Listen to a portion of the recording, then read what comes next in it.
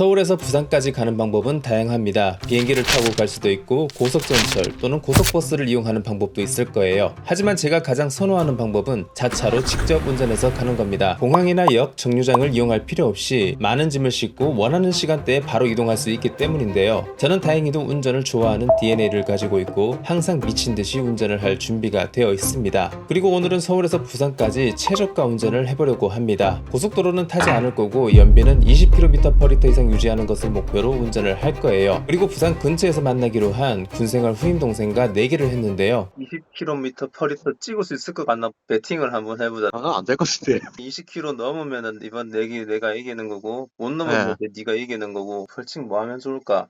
벌칙까지 해야 돼? 저기 시청 가서 나는 공산당이 싫어요 한번 외치게 할까? 내한테 왜 그럽니까 진짜.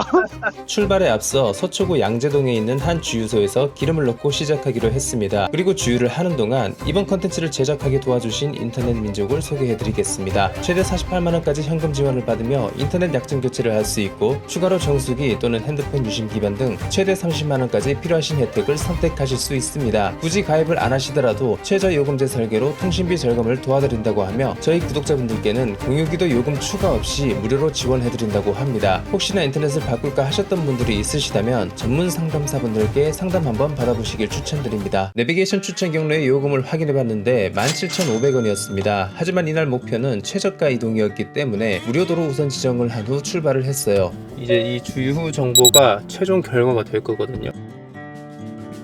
근데 사실 좀 우려가 되는 게 연비 20km/h 이상을 유지하는 건 좀 쉽지 않을 것 같긴 하거든요. 그래도 좀 희망을 가져본다면 하이브리드니까 평상시 촬영을 할 때 연비 20을 넘는 건 자주 있는 일이긴 했지만 부산까지 가면서 유지할 수 있을지는 확신이 없었습니다. IC로 빠지라고 하고 있는데 이거 IC로 빠지면 고속도로 아닌가? 고속도로 안 되는데? 잠깐만 길을 좀 찾아봐야 될 것 같아요. 이대로는 안 돼. 하지만 내곡 IC는 고속도로가 아닌 고속화 도로로 빠지는 길이었습니다. 길을 잘 몰랐던 저는 이 도로가 무료인 줄 몰랐고 여태까지 내비에 속아서 유료 도로로 넘어간 적이 많았기 때문에 이 안내를 믿을 수가 없더라고요. 대왕초등학교까지 가서 꺾으면 될 것 같아요.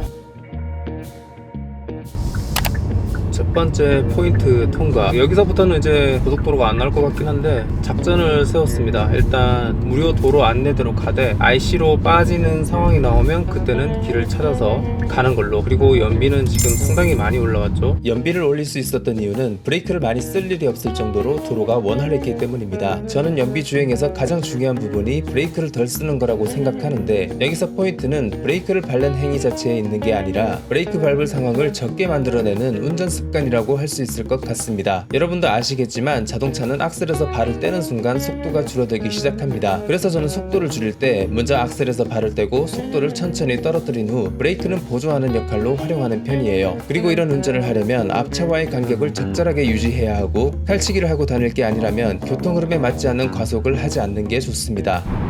저런 차처럼 저렇게 달리면서 안 멈추는 방법도 있겠죠. 근데 나는 저렇게 운전하기도 귀찮을 뿐더러 날아갈 것 같아.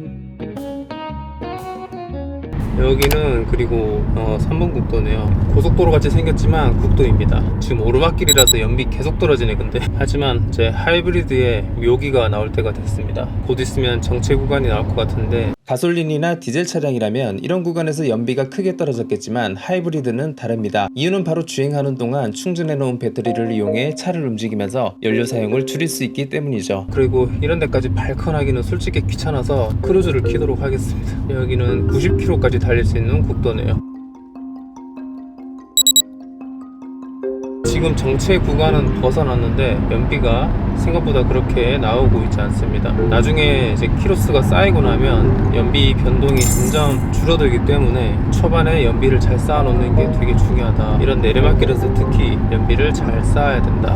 아니 이런 데서 왜 브레이크를 밟는 거지? 앞에 차들이 없는데? 고속도로에서 브레이크를 자주 밟는 분이 계시다면 운전 습관을 한번 점검해보는 것도 좋을 것 같습니다. 정말 정체되고 있는 상황이 아니라면 고속에서는 악셀을 떼는 것만으로도 충분히 속도를 컨트롤할 수 있거든요. 만약 컨트롤이 안 된다면 앞차와 너무 붙어가고 있거나 무리한 과속을 하고 있는 경우일 겁니다. 연비 21을 고지를 넘겼습니다. 이 정도 만들어 놓으면 엄청 때려 밟지 않는 이상 연비가 떨어지는 일은 없을 겁니다. 공기압 상태는 30 중반대를 유지하고 있어요. 공기압이 높으면 높을수록 연비가 좋다는 말이 있잖아요. 근데 공기압을 너무 넣어버리면 승차감에 문제가 생기니까 승차감을 저해하면서까지 연비를 올리고 싶진 않습니다. 연비를 20km/L 위로 안착시키며 주행을 하다 보니 저는 어느새 2000까지 내려와 있었습니다. 그런데 뭔가 조금 아쉬운 부분이 있었는데 국도는 따로 휴게소가 없어서 그게 좀 심심합니다. 고속도로 가면 휴게소 가서 맛있는 것도 사 먹고 좀 쉬는 맛이 있는데 그게 좀 제일 아쉬워요. 휴게소가 없는 것 빼고는 순조로웠습니다. 그리고 얼마 지나지 않아 저는 다른 지역에 도착할 수 있었고 이곳의 위치는 충청북도 음성군이었습니다. 드디어 3번 국도를 벗어났습니다. 21번 국도. 저기 가끔 보면 저한테 무슨 1차선 충 잡고 이러시는데 제가 1차선으로 달리고 있을 때는 생각보다 꽤 달리고 있을 때입니다. 오늘은 정속 주행하니까 가능하면 이쪽 도로에서 안 달리려고 그래요. 이제 좀 제가 좋아하는 국도의 분위기가 나오네요. 산과 강이 어우러진 자연 속으로. 근데 제가 얼마 전에 인제를 다녀왔더니 웬만한 자연이 막 예쁘다고 느껴지지 않네.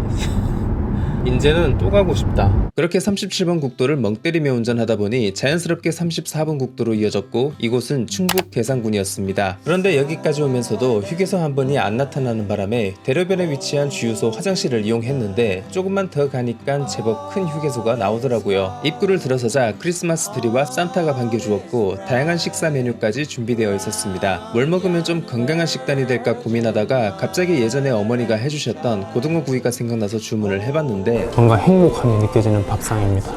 옛날 생각나네. 저는 어릴 적부터 고등어 구이를 좋아했는데 그래서 어머니가 자주 해주셨던 반찬이기도 했습니다. 그렇게 저는 즐거운 식사를 마친 후 다시 34번 국도로 나갔어요. 집에서 밥 먹던 생각이 나가지고 살짝 행복했어. 웬만하면 식단 관리 때문에 두 그릇은 안 먹거든요. 와, 오늘 두 그릇 먹고 싶었어. 이제 밥 두 그릇도 못 먹는 나예요. 지금 시간은 12시 57분이거든요 도착 예정 시간은 4시 50분입니다 그러니까 대략 4시간을 더 운전해야 된다고? 여기서 갈리네요. 충주 수안보냐 상주 문경이냐. 상주 문경 쪽으로 가겠습니다. 또다시 3번 도로로 왔네. 3번 도로가 엄청 길구나. 커피 조금씩 마셔야 돼. 너무 많이 마시다가는 방광 난리 난다. 앞에 보이는 이 터널은 이화령 터널입니다. 그리고 이 터널을 지나고 나면 경상북도 문경시가 시작되는 지점이었어요. 지금까지 144km를 왔고 남은 거리는 246km입니다. 그리고 이제 크루즈 컨트롤 없이 운전하는 건 생각도 못할 것 같아요. 제가 이런 장거리 컨텐츠 할 때 피로를 덜 느낄 수 있는 이유가 이 크루즈 컨트롤 때문입니다. 지금 엑셀에 발을 안 대고 브레이크 앞에 살짝 발만 걸쳐놓고 가고 있거든요. 연비 운전이 귀찮다면 자동차의 크루징 기능을 쓰는 것도 나쁘지 않은 방법입니다. 발컷만큼은 아니겠지만 가속 없이 일정 속도로만 달리다 보니 연비에도 좋은 영향을 주더라고요.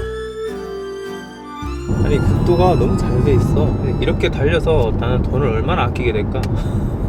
그것도 궁금해지네. 그리고 아무래도 고속도로를 타면 제가 성향상 더 밝게 돼 있어가지고 국도에서 더 최적의 연비가 나오고 있는 것 같아요. 이제 연비 20km/L 이상을 유지하는 건 문제없어 보였습니다. 문제가 있다면 이제 운전이 슬슬 지쳐간다는 거였죠. 뭔가 점점 지루해지기 시작하는데 부산이 이렇게 멀었나?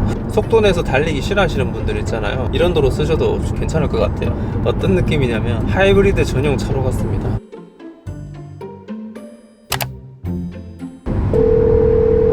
예. 부산 도착 예정 시간은 4시 55분이거든? 부산 어디를 찍고 오는 거예요? 맞다. 뭐 부산 저 바다 한가운데 찍고 오는 거나 또 알 거 아닙니까? 맞죠? 부산 김해 경전철 평강역 쪽 찍고 가고 있거든.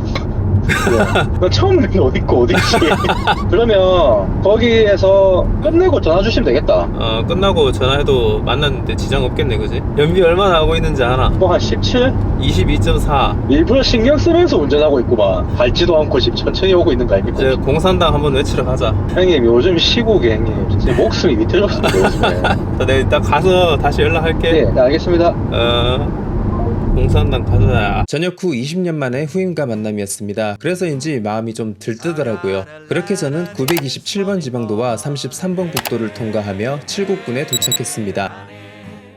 이제 엉덩이가 비긴다. 총 운전한 시간이 4시간이 다 돼가고 있습니다.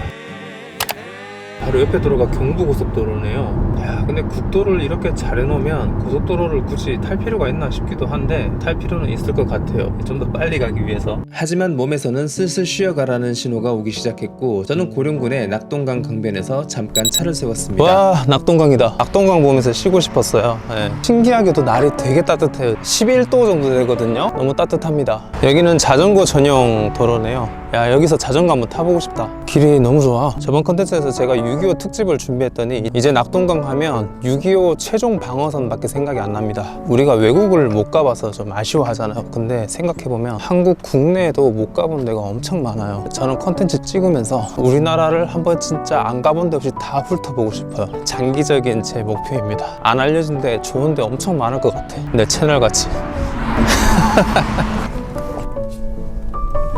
이제 휴식 없이 목적지까지 가는 게 목표입니다. 5시 9분 도착 예정이고 다만 퇴근 시간이 좀 걸릴 것 같아서 그게 조금 걱정이네요. 그렇게 5번 국도를 따라 신나는 드라이브는 계속 이어졌습니다. 창녕군으로 넘어왔습니다. 이제 경상남도까지 오니까 부산에 한결 가까워졌다는 느낌이 듭니다.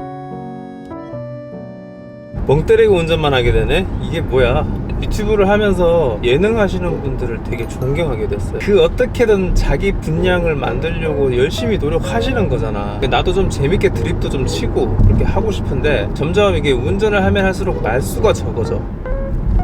와, 화물차 무게 측정하는 도로도 있네. 운전 시간은 거의 6시간을 채우고 있었고 이때쯤 운전은 이제 자신과의 싸움이 되어가고 있었습니다. 후임과 저녁 약속도 있어서 쉬어갈 수는 없었어요.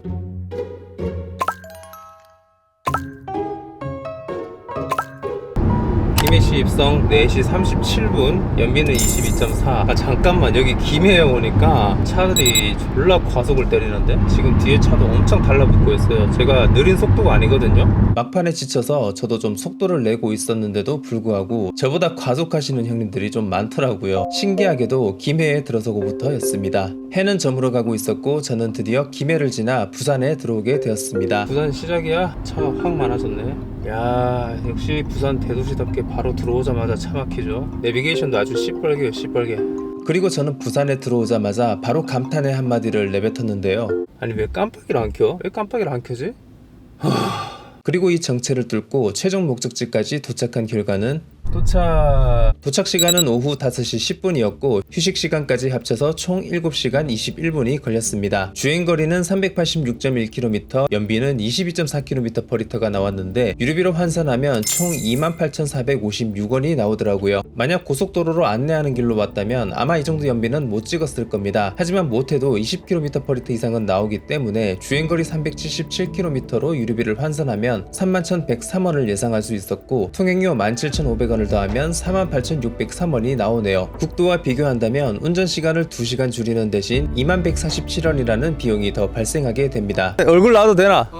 살이 많이 쪄가지고 지금. 니 원래 많이 쪘잖아. 아, 그러니까 늙었는데. 니도 안 늙었다 야. 근데 야, 신기하다. 우리 공산당은 지금 한번 찍으러 가자. 뭘 찍어? 연비 보자. 군대 후임과 즐거운 식사 시간을 보냈습니다. 이 식사는 후임이 준비해줬는데요. 서울 꼭 놀러와서 나랑 맛있는 거 먹으러 가자. 그리고 다음날 저는 이 친구와 함께 부산에서 직진 컨텐츠를 촬영했는데요. 컨텐츠 망하겠는데? 다음 컨텐츠도 기대해주세요.